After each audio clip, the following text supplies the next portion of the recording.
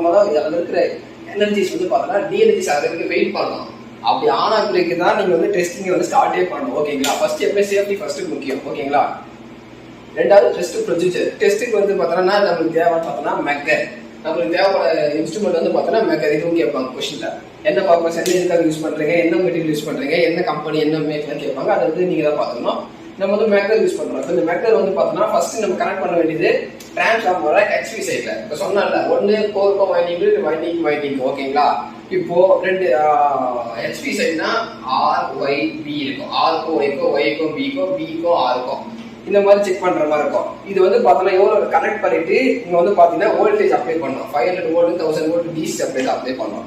நீங்க கொஸ்டின் கேட்பீங்க ஏன் ஏசி சப்ளை வந்து அப்ளை பண்ணக்கூடாது அப்படின்னு சொல்லிட்டு. ஏன் டிசி சப்ளைனா டிசி சப்ளை வந்து பார்த்தோன்னா அதில் வந்து உங்களுக்கு எந்த ஒரு ஃபிளக்சுவேஷன் இருக்காது. ஆனால் ஏசியில் வந்து அப்படி இல்லை. இந்த மாதிரி விட்டு வரதுனால நம்மளுக்கு வந்து பார்த்தோம் நீங்க வந்து பார்த்தோன்னா போகும்போது